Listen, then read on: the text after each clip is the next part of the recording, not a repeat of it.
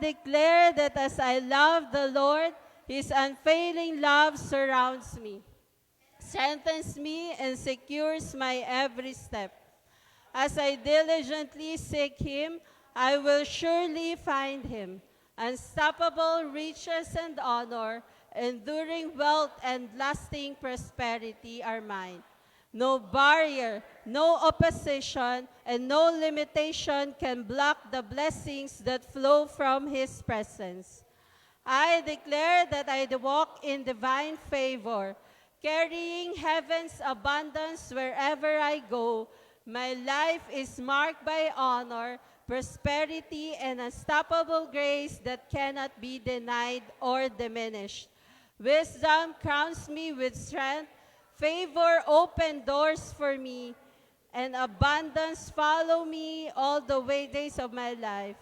These are my declarations in the name of my Lord and Savior Jesus Christ. Amen. Praise the Lord. Sige nga po, bago po kayo umupo, deklarahan niyo po ang inyong katabi. Yan, paganda ka ng paganda, papogi ng papogi, payaman ng payaman, pa-level up ng pa-level up. Praise the Lord. Yan. Yan, magandang umaga po muli sa bawat isa and welcome po sa Christ the Rock family. In behalf of our Daddy Bishop and Mami Rev, magandang umaga po sa bawat isa. Ayan, para po sa kaalaman ng lahat, si Daddy Bishop at Mami Rev ay nasa Hong Kong ngayon. Ayan, meron po silang ministry na sa bansang Hong Kong. Yan. So magandang umaga po muli. I am Pastora Jessica Montaño. Yan, together with my husband, Pastor Nathaniel, kami po ay nagpapastor sa Christ the Rock Commonwealth. Yan. So praise the Lord for this opportunity to share the Word of God sa bawat isa sa atin ngayong umagang ito. Yan. Bago tayo magpatuloy, pakibati yung katabi mo, Happy Hearts Day! Yan, kahapon nag-celebrate tayo ng Hearts Day. Yan, at itong buwan ng February. And also, yan, ang theme natin ngayong buwan ng February ay Love that Unlocks God's Favor. And this past weeks, I believe, yan po yung pinag-uusapan natin, Love that Unlocks Favor. Yan, pinag-uusapan natin about loving God, loving people, and how powerful it is, and how this love unlocks favor in our lives. So ngayong linggo pong ito, yan, syempre ang topic pa rin natin ay love. Yan, and mas magda-dive po tayo sa loving people. Yan, loving people and developing a healthy, loving, and growing connection with others. Alam niyo po tayo, bilang tao, bilang human, we are designed for connections. Diba? And relationships. Sabi nga, diba, no man is an island. Very good talaga to si Nina. No man is an island. Diba? Tayo mga tao, we need relationships. And part of loving people is taking care of divine relationship in our lives. Alam nyo po, may dalawang klase ng mga relationships sa buhay natin. Yan. Una is seasonal relationships. Yan. Pangalawa po is lifelong relationships. And ngayon po, part of loving people is making sure that you take care and grow on these two relationships. Yan. So handa na po ba kayo sa message natin ngayong umagang ito? Amen. Ang title po, dire-diretso na to. Ha? Ang title po ng pag-uusapan natin ay Growing in Your Divine Connections. Ano po ba ang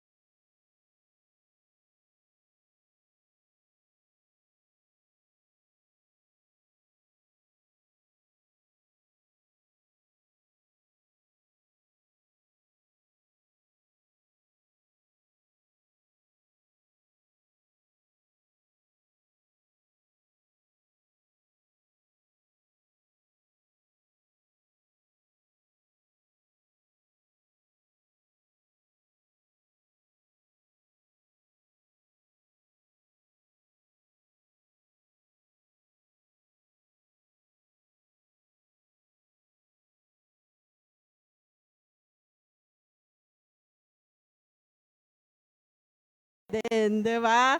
Yung mga Christ Darak family na nandito ngayon, di ba, nawa sana panghabang buhay din. Alam niyo po, I believe kailangan natin both of these connections. May mga tao na kailangan natin for a season, and may mga tao na kailangan natin for a lifetime. And I believe that for somewhat reason, God will make His blessings and favor flow from these connections. Kaya nga po dapat we must be sensitive with our relationships and our connection. Ito bang relationship ko na to? Ito bang connection ko na to? Is it seasonal relationship or a lifetime relationship? Diba? Dapat maging sensitive tayo sa mga nakakasama natin sa buhay. Kasi may minsan, merong mga seasonal lang na tao sa buhay natin, pero ini-insist natin minsan pang lifetime. Diba? Kaya minsan, nasasaktan tayo.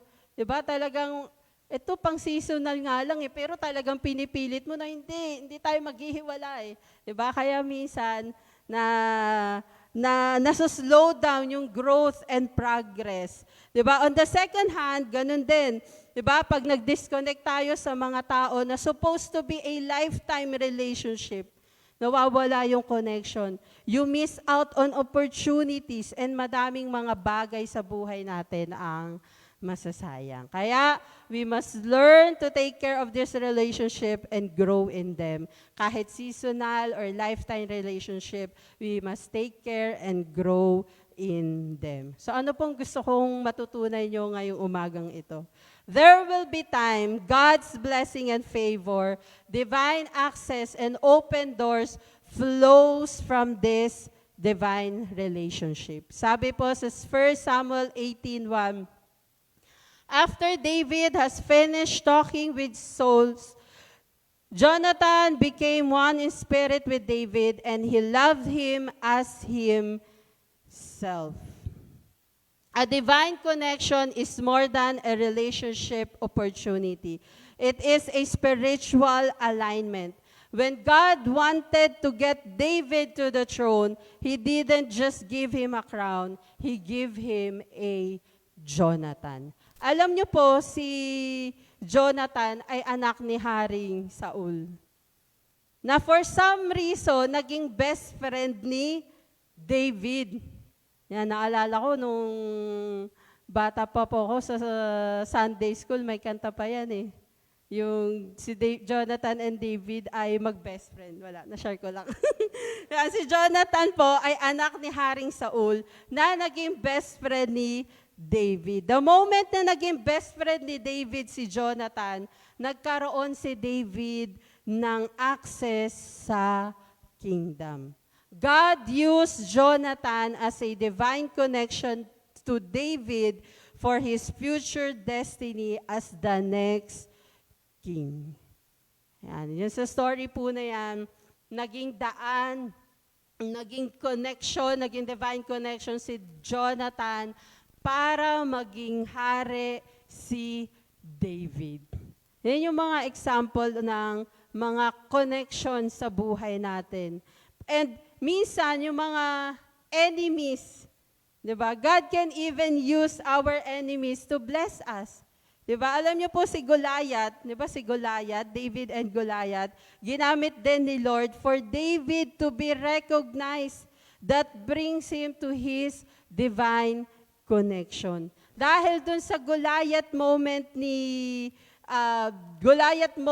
David, di ba, naging daan yon para makonect si David kay Jonathan. Kasi dahil doon, di ba, nakilala si David. Di ba, ganun din po sa ating mga buhay. May mga Goliath moments tayo sa buhay. Di ba, sa panahon natin ngayon, yung mga Goliath moments, yung mga problems, challenges, heartaches, di ba, sa mga season na to, we must be sensitive. Di ba, baka dinadala tayo ni Lord sa Jonathan connection mo.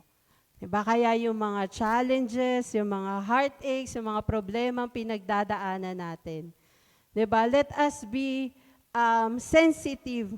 Diba? Huwag tayong magtatampo, magque-question sa Lord kasi baka dinadala tayo ng Panginoon sa Jonathan connection mo. Sabihin po natin ng sabay-sabay, divine connections. Yan. Bakit po ba natin to kailangan malaman? Napakahalaga po na maintindihan natin ito because isolation is the enemy's waiting room. Yan. Minsan may mga pagkakataon sa buhay natin, nag-moment tayo. Di ba? May mga pagkakataon sa buhay natin, humihiwalay tayo sa mga tao. Di ba? May mga moments sa buhay natin na, ayoko dyan, Di ba? May mga gano'n tayo, di ba? Ayoko sumali dyan. May mga tao tayo minsan na binabaliwala natin sa buhay natin. Pero alam niyo po ba, isolation creates space for the enemy to whisper things like, alam mo pagka in-isolate natin yung sarili natin, diba? O kaya namili-mili lang tayo ng mga tao na gusto lang nating samahan. Minsan ginagamit niya ng enemy to whisper to us na mag-isa ka lang, hindi ka naiintindihan ng mga yan. Diba? At mas nagiging vulnerable tayo sa mga lies, sa takot, sa doubt, sa discouragement. Diba? Ang sabi sa Ecclesiastes 4:9-10, two are better than one because they have a good return for their labor. If either of them falls down, one can help the other up. But pity anyone who falls and has no one to help them up. Our divine destiny is always connected with your divine connections. You cannot accomplish your divine destiny alone. Diba? Hindi natin kaya mag-isa. Hindi natin maka-accomplish yung purpose ng Panginoon sa buhay natin kung tayo ay mag-isa lang. Diba? Kailangan natin yung mga tao na niligay ng Panginoon sa buhay natin. Kaya dapat we must value them, we must love them. Diba? Talagang mahalin natin sila genuinely. Diba? Whatever season ng buhay natin, yung mga tao na nasa paligid natin, let us really value and genuinely love them. The fulfillment of your divine purpose, the phase of its fulfillment is connected with your relationship with your divine connection. Alam niyo po minsan, gusto ng kaaway na de-disconnect. Diba? Kasi the more na you are disconnected with your divine connections, the more na napipigilan ka niya in fulfilling your divine calling. Diba? Kaya pag dumadating ka sa moment na parang gusto mong humiwalay o nahihirapan kang intindihin yung mga tao, diba? Ginagamit yan ng enemy para ma-disconnect ka. Kasi alam ng kaaway, yung mga divine connections sa buhay natin, they will help us to fulfill yung ating divine calling mula sa ating Panginoon. Your breakthrough is connected with your ability to stay connected. Breakthrough flows through connection. Minsan, di ba tayo mga tao, we refuse to minsan nagdi-disconnect tayo when things get hard. Di ba? Parang pagpagod na ako, ayoko na, andali na lang magdesisyon natin na ayoko na dito sa tao na to. Di ba? Ayan, naku, diba, sasabihin mo pa sa ibang tao, di ba? Nasiraan na yung kasama natin, di ba? Minsan, madaling mag-disconnect pag you feel discouraged, you feel misunderstood. Ginagamit yan ng kaaway. Diba, ang gusto ng Panginoon, you will stay connected even when you're tired, even when you're discouraged, even when you feel misunderstood. Stay connected. Diba? Ano mga kailangan natin gawin? To protect and nurture this divine connection, we must become a steward of the relationship. Alam niyo po, I believe, diba, hindi lang sa usaping pera na tayo ay pinagkatiwalaan ng Panginoon. Pero even sa ating mga relationship sa buhay natin, dapat mapagkakatiwalaan din tayo ng ating Panginoon. Dapat iniingatan natin, pinoprotect natin, nurture natin yung mga tao sa buhay na ibinigay sa atin ng ating Panginoon. Number 1 po is, guard the gates of communication. Don't let misunderstanding break trust and destroy relationships. Sabi sa Ephesians 4:3, make every effort to keep the unity of the Spirit through the bond of peace. Diba? Let us guard the gates of communication. Huwag nating hahayaan na pag meron tayong narinig, yun na agad yung paniniwalaan natin. Diba, wag nating hahayaan na masisira yung trust, madedestroy yung relationship. Diba, dapat always ready tayo makipag-usap, makipag-communicate. Divine connections are often tested by silent offenses. Diba, minsan ba may mga ganun tayo sa buhay natin na sinasarili na lang natin. Diba, minsan na-offend ako nito, pero ang nakakaalam lang na na-offend ka nung tao ay ikaw lang, sarili mo lang. Diba, minsan ganun? Kaya minsan kailangan, let us be open to communication. Let us guard the gates of communication. Diba, if this week, if there is a haze or on a bridge with someone, God has called you to clear it. Sabi nga, have the hard conversation to save the holy connection. And I believe, naniniwala ko, lahat ay nadadaan sa pag-uusap. Amen? Diba? Kung kaya, wag nating, diba, tampong-tapo ka na, di ka na makatulog, inis na inis ka na. Diba? Pero hindi pa alam nung naka-offend sa'yo. Diba? Let us always be open for communication. Diba, wag mong hahayaan, ha? Sabi ni Ninang Jane, dyan ako magaling. Lahat sinasabi ko. Yan, diba? Let's have the hard conversation to save the holy connection. Diba?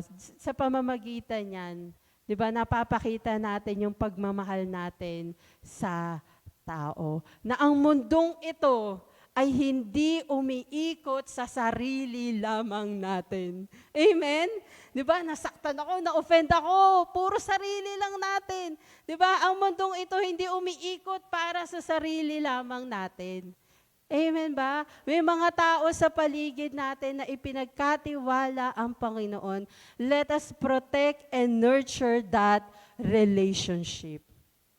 Diba? Sa family natin, sa kaibigan natin, sa workmates natin, nasaan ka man, diba, maging reflection tayo ng pagmamahal ng Panginoon sa mga taong pinagkatiwala niya sa atin. Diba?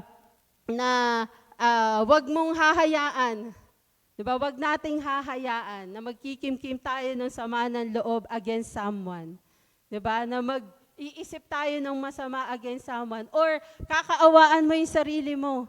Diba? Huwag mong hahayaan na mangyari yun. Diba? Guard the gates of communication. Don't let misunderstanding break trust and destroy relationship. Kung kailangan mo makipagkita at makipagkape with someone, then do it. Diba? Diba? Kasi yun ang gusto ng ating Panginoon. Every time we do that, nire-reflect natin yung pagmamahal ng Panginoon na meron para sa atin. Pangalawa, nurture the soil of honor. Value the connection before you need the connection. Alam nyo, minsan nakakalungkot. Minsan binavalue natin yung relationship kasi may kailangan tayo. Diba? Dapat hindi ganun. You must value the connection before you need the connection. Alam niyo po, nurture the soil of honor. Honor po is like a soil. Para siyang soil. Whatever grows in your life depends on how well you take care of Para siyang lupa. Kung ano yung dinidiligan mo dyan sa buhay mo, yun yung mag-grow. And it depends on how well you take care of it. Diba? I-assess natin yung sarili natin. Baka naman tayo mismo, dami nating na-offend. Tayo mismo, dami nating kaaway. Diba? Baka tayo mismo sa office, ang daming naaasar sa atin. Diba? O kaya kung nasaan man tayo mapunta, yung mga tao umiiwas sa atin. Bakit? Diba? Let us nurture the soil of honor. But whatever grows in your life depends on how well you take care of it. Diba, pangalagaan natin yung mga relationship sa buhay natin. Hindi lang pangalagaan, but let us really nurture it. Sabi sa Romans 12:10, be devoted to one another in love, honor one another above yourselves. Don't just reach out when you need favor. Nurture the bridge by sowing seeds of encouragement, prayer, and appreciation when everything is fine. Honor is a covering for a relationship to grow. But don't just reach out when you need favor. Dapat lagi tayong nagtatanim ng seeds of encouragement, prayer, appreciation. Diba? Sa mga taong nakakasalamuhan natin, dapat laging ganun yung mindset natin. Lagi tayong magtatanim.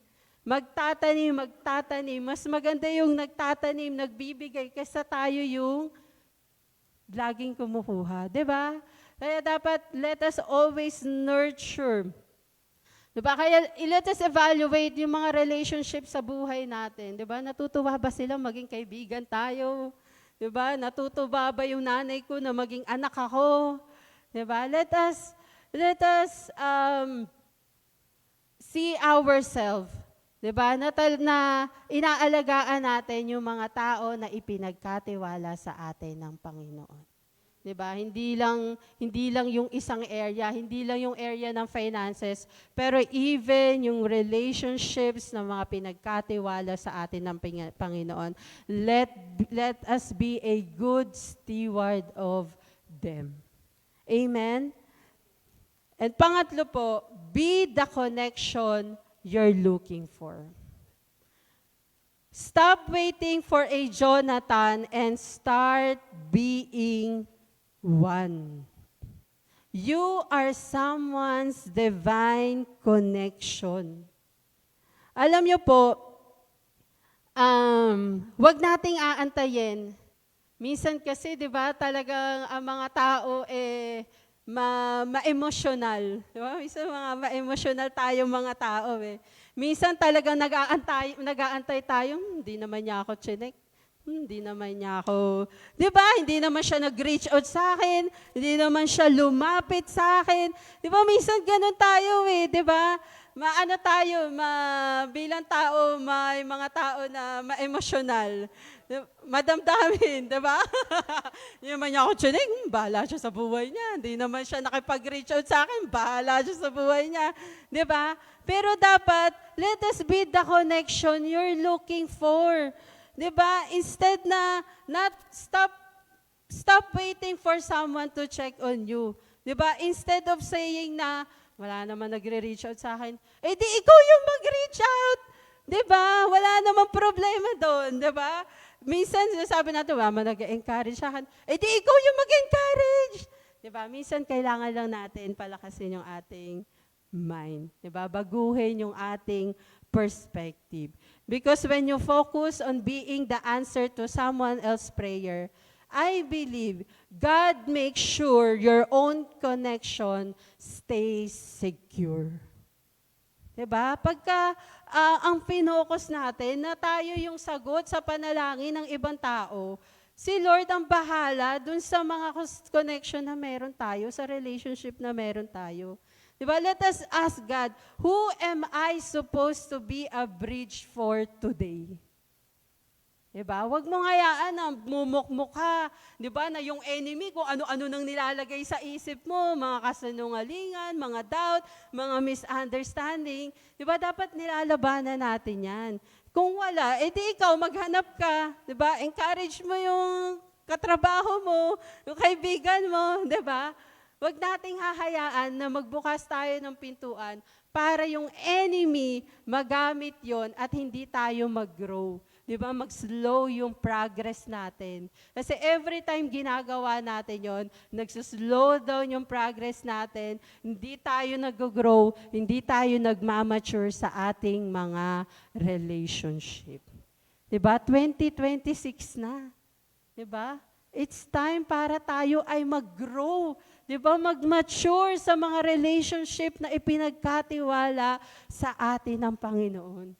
Diba? Dapat hindi na uso yung pabebe, paano, diba? Diba? Dapat mag-grow tayo sa, alam niyo po, every time nag-grow tayo sa relationship natin sa Panginoon, nagre-reflect yan on how we love other people. Diba? Kung medyo, pag in-evaluate natin yung buhay natin at nakikita natin, teka lang, parang mas marami yung may ayaw sa akin, parang mas marami yung gato. Teka lang, di ba? Baka hindi pa talaga tayo nag-grow sa ating relationship, sa ating magmamahal, sa ating Panginoon. Because every time na tayo ay nag-grow sa ating relationship at pagmamahal sa Panginoon, it reflects sa mga tao sa paligid natin. It shows kung paano tayo magmahal. It shows kung paano tayo umintindi ng mga tao sa paligid natin. Diba? Bakit ba natin kailangan gawin to? Diba? Parang ang layo po sa love that unlocks God's favor. Diba? Alam niyo po, imagine a life where you never have to self-promote. Diba? Hindi mo kailangang ibida yung sarili mo, hindi mo kailangan iangat, nakakapagod yun. Diba? Ang hirap nun. Emotionally, diba? Nakaka-drain yun. Pero diba, hindi natin kailangan mag-self-promote because meron tayong connections that are promoting you. Diba? Imagine a church where we are so connected that when one person is attacked, the whole community rushes in as covering and help. Di ba napakaganda? Ha? Pag may isa sa atin, inatake, narinig mo, di ba lahat tayo, hindi, kilala ko yan, di ba? Hindi yung kabaliktaran na, ay, ganyan talaga yan, ako. Di ba dapat hindi ganon? Diba? Dapat, kasi we are an ambassador of Christ. We represent God in this world. We represent the love of God in this world. Diba? So imagine niyo pag ang lahat ng Christ the Rock, sobrang connected, sobrang binavalue, nare-respect yung relationship sa bawat isa, na pag may isang inatake, ay, hindi ako naniniwala dyan. Imposible yan. Hindi niya yan magagawa. Diba? Napakaganda ng buhay. Diba? Napakasaya. Diba? I believe it is possible because of the love and grace of God sa ating mga buhay. Imagine being the reason someone didn't give up because you chose to be their divine connection at their darkest hour. Diba? May isang tao hindi nag-give up kasi naging divine connection ka. Hindi yung nalulugmok na yung isang tao. Pero, diba, may sugat na, mas lalo pa nating nilagyan ng suka, asin. Diba? Lalo nang sumakit. Diba? Let us be the reason for someone, diba, na magpapatuloy sa buhay. Kasi mas pinili nating maging divine connection sa kanila. Alam niyo po, when we nurture this connection, we step into accelerated favor. Doors you couldn't knock down will be opened by the people you loved well. Alam niyo po, may mga pintuan na hindi nagbubukas-bukas.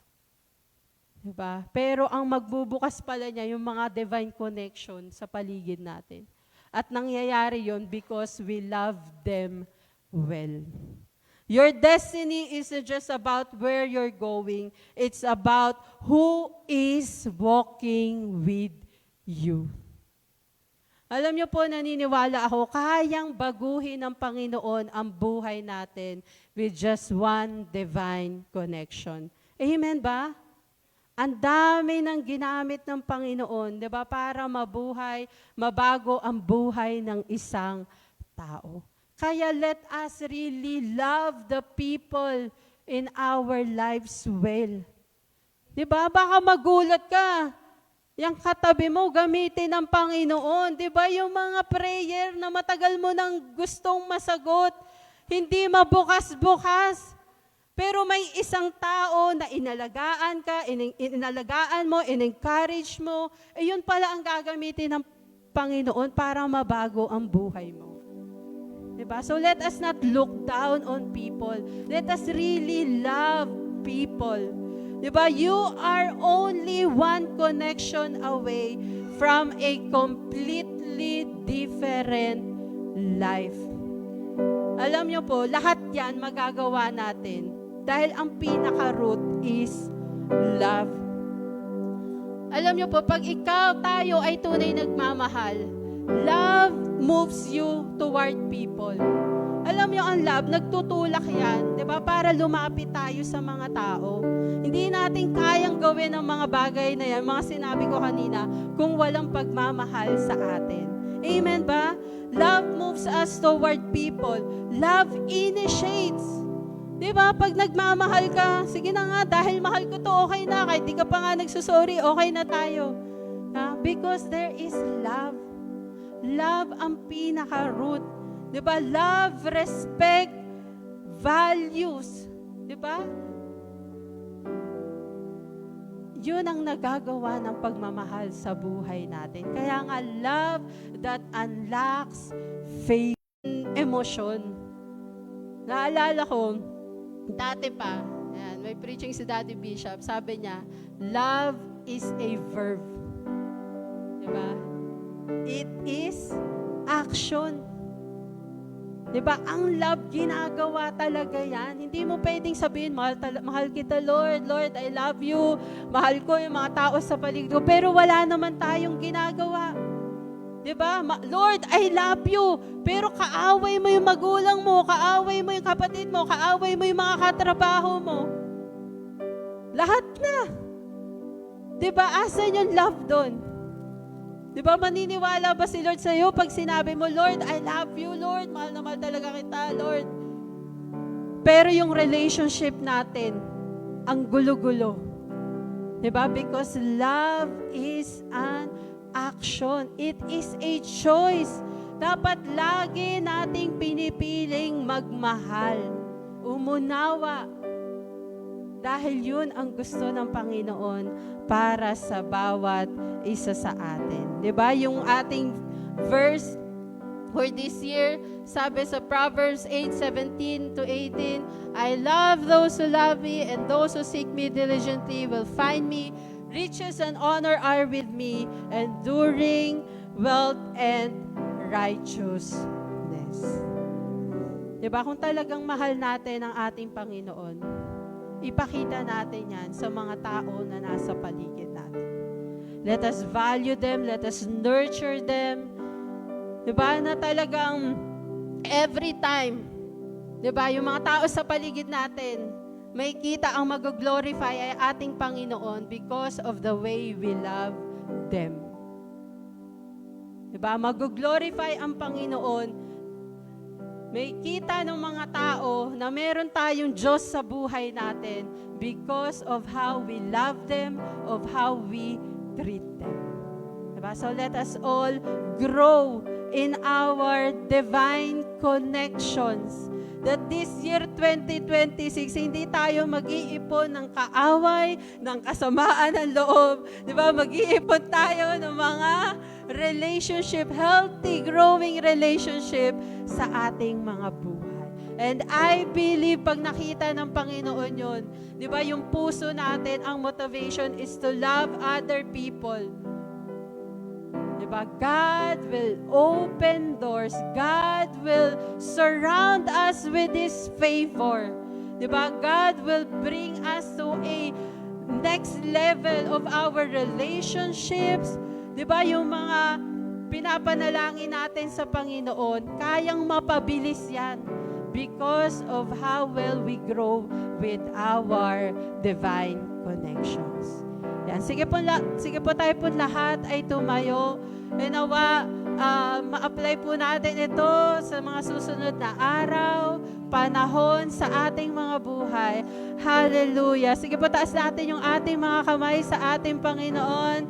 Hallelujah, Lord. Salamat po sa umagang ito. Thank you, Lord, for your word.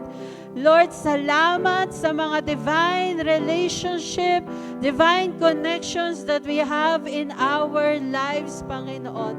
Help us, Lord, to nurture it, to protect it, Panginoon, to love people well, Lord. Tulungan niyo po kami. And Lord, this morning, humihingi po kami ng kapatawaran, Panginoon, kung kami mismo naging cause, Panginoon, para masaktan, makasakit, maka-offend ng ibang tao. Lord, patawarin niyo po kami, Panginoon. And Lord, starting today, Lord, may your heartbeat be our heartbeat, Panginoon. May your heartbeat for other people, Lord, be our heartbeat also.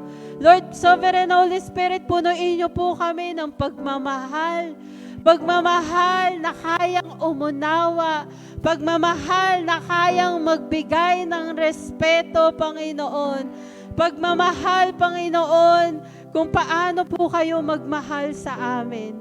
Lord, we believe that love never fails. Maraming salamat po. Thank you, Lord, for your love for us. Maraming salamat po, Panginoon. Salamat, Lord, for your unconditional love for us, Panginoon. Lord, tunay, Lord, that we want to say na we love you, Panginoon. And Lord, help us with our relationship, Panginoon. That this year 2026 mararanasan namin unstoppable riches and honor. Maraming salamat po. Lahat ng papuri, lahat ng pagsamba ay para sa inyo lamang. In the mighty name of our Lord and Savior Jesus Christ. Amen. Praise the Lord.